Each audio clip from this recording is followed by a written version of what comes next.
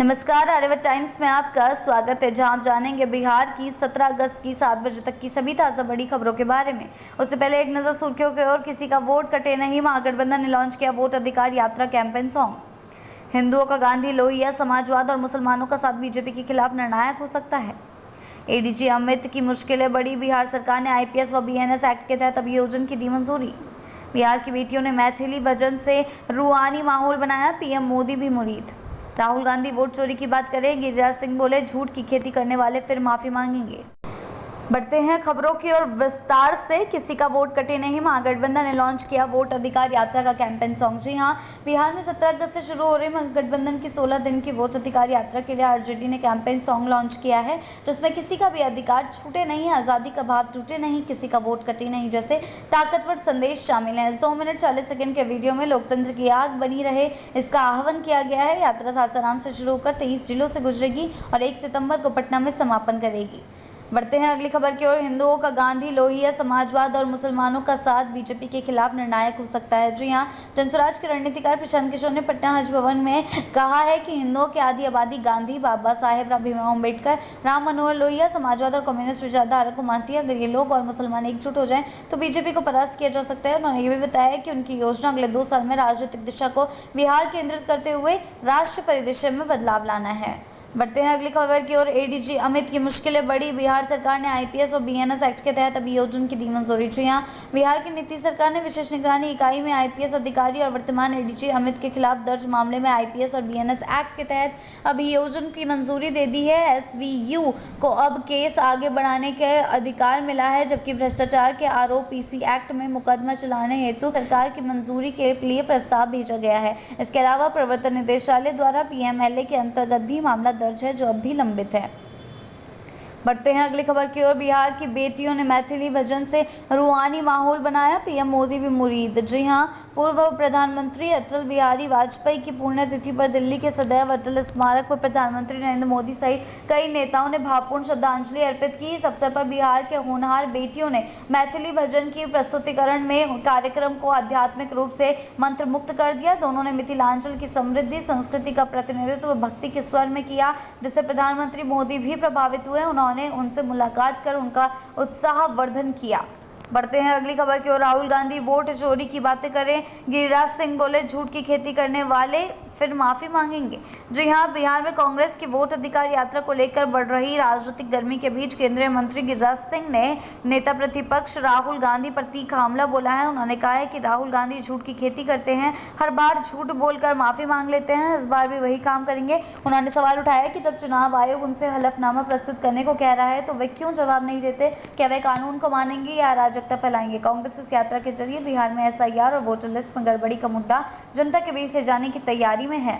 बढ़ते हैं अगली खबर की ओर। राहुल गांधी की वोट अधिकार यात्रा पर सियासी संग्राम, गिरिराज बोले झूठ की खेती फिर करेंगे। जी हां, बिहार में चुनाव आयोग के एसआईआर को लेकर कांग्रेस की वोट अधिकार यात्रा शुरू होने से पहले सियासी घमासान तेज हो गया। लोकसभा में नेता प्रतिपक्ष राहुल गांधी इस यात्रा का नेतृत्व करेंगे, लेकिन इस पर भाजपा ने सीधा हमला बोला है। केंद्रीय मंत्री गिरिराज सिंह ने कहा, राहुल गांधी झूठ की खेती करते हैं, हर बार झूठ बोलकर माफी मांग लेते हैं और इस बार भी वही करेंगे। कांग्रेस इस यात्रा के जरिए वोटर लिस्ट में कथित गड़बड़ी और लोकतांत्रिक अधिकारों के हनन का मुद्दा जनता के बीच उठाने जा रही है। बढ़ते हैं अगली खबर की ओर। कांग्रेस की वोट अधिकार यात्रा पर बीजेपी का दल, 2 असफल वंशवादियों का सर्कस। जी हां, बिहार में महागठबंधन की वोट अधिकार यात्रा पर भाजपा ने तीखा हमला बोला है। पार्टी नेता नीरज कुमार ने कांग्रेस नेता राहुल गांधी और राजद नेता तेजस्वी यादव को निशाने पर लेते हुए कहा कि ये यात्रा 2 असफल वंशवादियों का सर्कस है, जनता इसे देखेगी जरूर लेकिन ध्यान नहीं देगी। उन्होंने दावा किया कि बिहार की जनता को एनडीए सरकार पर पूरा भरोसा है और विपक्ष के ऐसे अभियान सब दिखावा बनकर रह जाएंगे।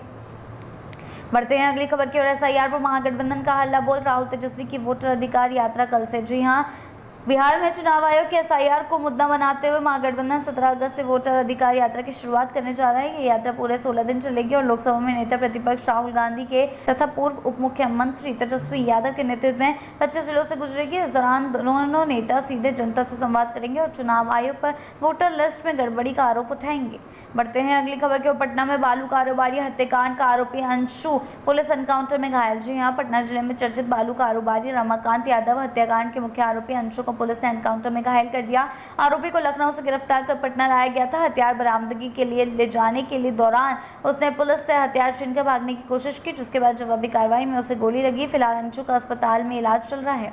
बढ़ते हैं अगली खबर की ओर। दरभंगा में 655 डुप्लीकेट वोटर, भाजपा ने उठाई आपत्ति, चुनाव आयोग ने दी सफाई। जी हां, दरभंगा विधानसभा क्षेत्र में भाजपा के BLA लक्ष्मण कुमार ने दावा किया कि 655 वोटरों के नाम मतदाता सूची में एक से अधिक जगह दर्ज हैं। उन्होंने इसकी विस्तृत सूची चुनाव आयोग को सौंपी और इसे गंभीर अनियमितता करार दिया। मामले पर चुनाव आयोग ने सफाई देते हुए कहा कि डुप्लीकेट नामों की जाँच की जा रही है और त्रुटियां मिलने पर तुरंत सुधार किया जाएगा। आयोग ने यह भी आश्वासन दिया कि किसी भी वोटर का नाम दोहराव की स्थिति में अंतिम सूची में हद से हटा दिया जाए।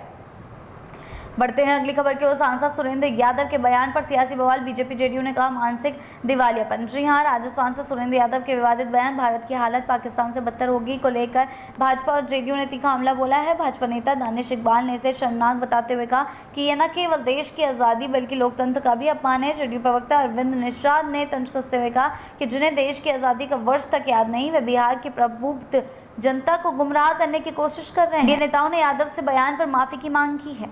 बढ़ते हैं अगली खबर की ओर। आज़ादी की तारीख पर बवाल, सासाराम में चाकूबाजी, 4 घायल। जी हां, बिहार के सासाराम में आज़ादी की तारीख को लेकर शुरू हुई बहस हिंसा में बदल गई। बताया जाता है कि 2 गुटों में तीखी नोकझोंक के बाद मारपीट हुई और देखते ही देखते चाकूबाजी तक बात पहुंच गई। घटना में 4 लोग घायल हो गए, जिनमें से 2 की हालत गंभीर बताई जा रही है।